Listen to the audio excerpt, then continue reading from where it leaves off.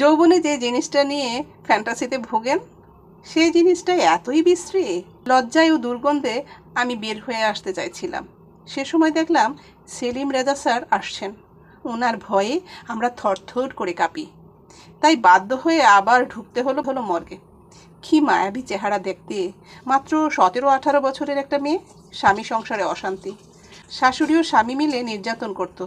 বাড়িতেও বলতে পারতো না পছন্দের বিয়ে, তাই গলায় দড়ি দিয়েছে। পুরো শরীর উলঙ্গ করে মাথা থেকে বুক পেট কাটা হয়েছে।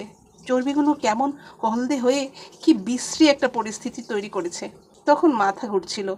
এই চেহারা, এই সম্ভ্রম ঢাকতে হয়তো কত কষ্ট ছিল তার বেঁচে থাকতে। আজ সেই পুরো দেহ নগ্ন। ডোম ফরেন্সিকের ডাক্তার, ওখানের খালারা, দারোয়ান, আমরা স্টুডেন্ট সহ বাইরে মেডিকেলের স্টুডেন্টরাও দেখতে পাচ্ছে। তখন মনে মনে তখন মেয়েটার জন্য আফসোস হচ্ছে। ও যদি জানতো ও মারা গেলে তার নগ্ন দেহ এভাবে কাটা হবে, এত এত মানুষ দেখবে, ও কি দ্বিতীয়বার ভাবতে বসতো? আচ্ছা, ও যাদের জন্য মারা গেছে বা যে কারণে মারা গেছে তাদের কি কিছু হয়েছে? আত্মহনন কি কোনো সমাধান? আচ্ছা, মেয়েদের জীবন এত অনিরাপদ কেন?